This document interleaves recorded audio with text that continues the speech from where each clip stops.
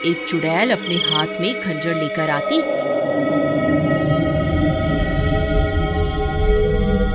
और जो भी औरत उसे सोती हुई मिलती, वह चुड़ैल उसकी चोटी काट कर वहां से चली जाती।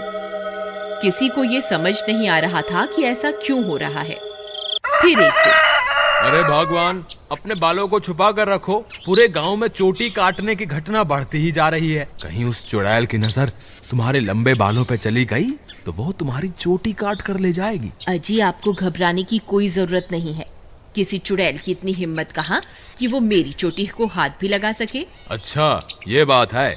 जैसी तुम्हारी मर्जी। मेरा काम था तुम्हें होशियार करना। अगर चोटी कट गई तो फिर मेरे पास रोते हुए मत आना। इतना बोलकर भीमा वहां से चला जाता है। फिर रात होने पर वह चोटी काटने वाली चुड़ैल फिर से गांव में आती है। वह अपने शिकार को इधर उधर ढूंढ रही होती है। तभी उसे एक घर की खिड़की से एक औरत सोती हुई दिखाई देती है। वह चुड़ैल उस घर में घुस जाती है और उस औरत की चोटी काट लेती है। जैसे ही औरत की चोटी कटती है, उसकी नींद खुल जाती है। हे भगवान, ये चुड़ैल अंदर कैसे आ गई?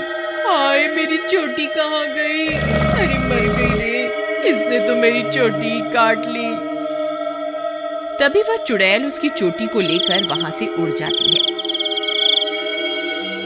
तभी वह औरत उसका पीछा करती है, लेकिन वह चुड़ैल अंधेरे में कहीं गायब हो जाती है।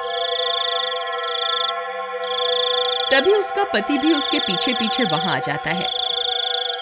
क्या हुआ मीना, तुम अचानक इतनी रात को यहाँ क्यों भाग कर आ गई?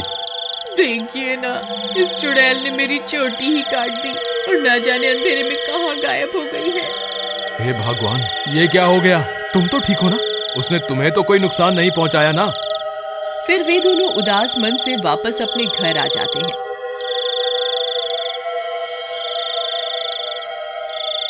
अगले दिन सुबह होने पर मीना की चोटी कटने की बात पूरे गांव में फैल जाती है। सब लोग उस चुड़ैल के बारे में बातें कर रहे होते हैं। फिर भीमा को अपनी पत्नी की फिक्र होती है, तो वह अपने घर की ओर चल देता है। घर पहुंचकर वह अपनी पत्नी के कमरे में जाता है तो देखता है कि उसकी पत्नी अपने बालों को संवार रही होती है। अरे सुमन, तुम्हें पता चला? कल रात को मेरे दोस्त मोहन की पत्नी की चोटी उस चुड़ैल ने काट ली। मुझे तो तुम्हारे लिए बहुत डर लग रहा है, कहीं वो चुड़ैल यहाँ ना आ जाए।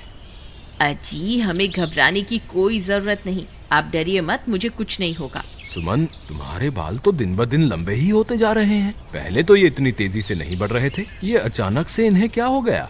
अजी, मैं अब अपने बालों की कुछ ज्यादा ही देखभाल कर रही हूँ ना, इसलिए। ठीक है, ठीक है, तुम अपना ख्याल रखा करो। मैं अपने दोस्त मोहन से मिलकर आता हूँ।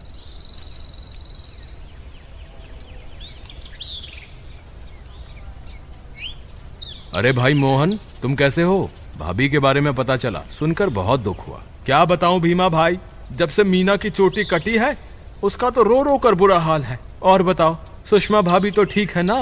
अब तुम्हें भाभी का बहुत ज्यादा ख्याल रखना होगा, कहीं चुड़ैल उन्हें अपना अगला शिकार न बना ले। तुम सही कहते हो भाई, मुझे भी बहुत फिक्र हो रही है। ठीक है, अब मैं चलता हूँ। तुम अपना और मीना का ध्यान रखना। फिर इतना बोलकर भीमा वापस अपने घर आ जाता है।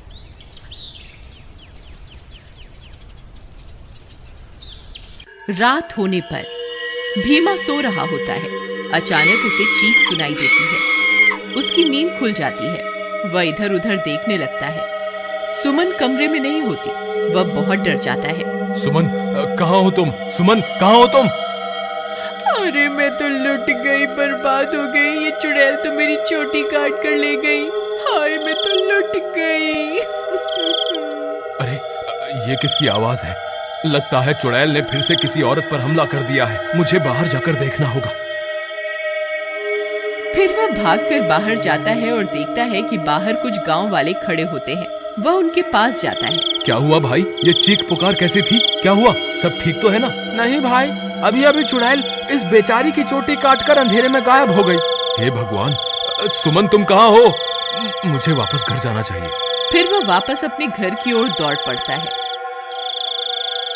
जब वो घर पहुंचता है तो देखता है कि सुमन अपने बालों को सहला रही होती है। वह उसे देखकर हैरान हो जाता है। सुमन, तुम कहाँ चली गई थी? तुम्हें पता है अभी चुड़ैल ने फिर से किसी की चोटी काट ली। क्या तुम्हें बिल्कुल भी डर नहीं लग रहा? सुमन उसकी बातों को अनसुना कर देती है और खुशी खुशी अपने बालों को सहलाती रहती है। सुमन के बाल अब और भी लंबे हो चुके होते हैं। ये क्या सुमन, तुम्हारे बाल तो एक दिन में ही इतने लंबे हो गए, ये कैसे हो सकता है? भीमा सुमन के बाल देखकर घबरा जाता है।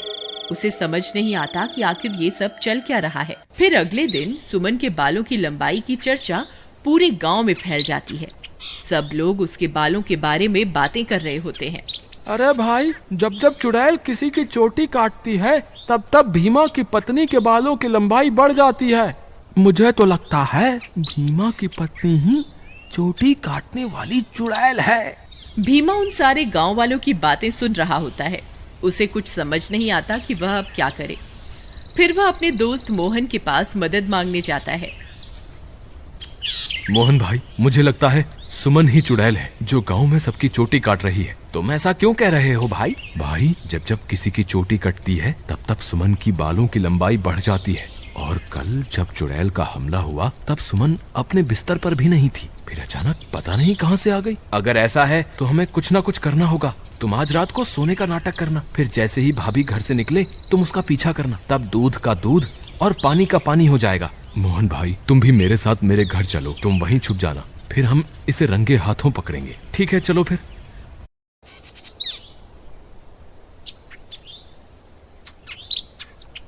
फिर वे दोनों भीमा के घर आ जाते हैं और मोहन अलमारी के पीछे छुप जाता है। रात होने पर भीमा सोने का नाटक करता है। तभी सुमन उठती है और घर से बाहर निकल जाती है। भीमा भाई उठो, देखो भाभी घर से बाहर निकल गई है।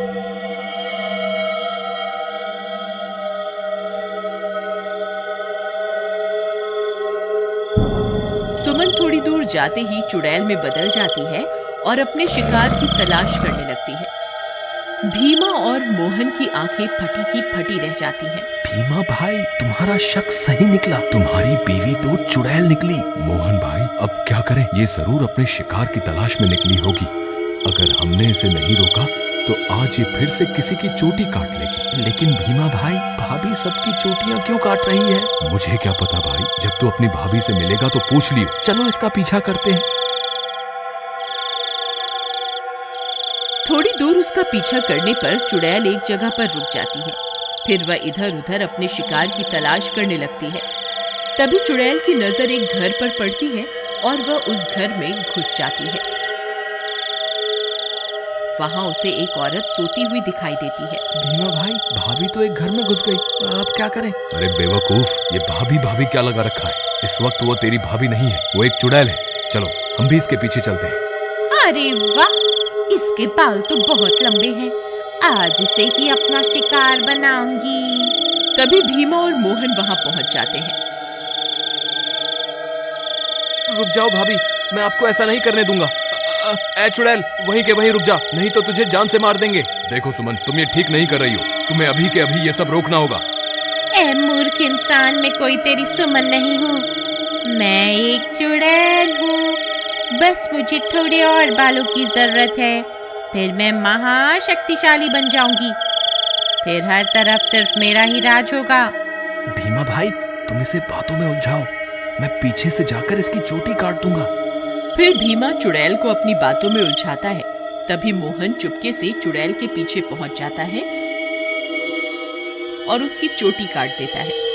अरे मर गई रे, ये तूने क्या कर दिया? मेरे सारे कराए पर पानी फेर दिया।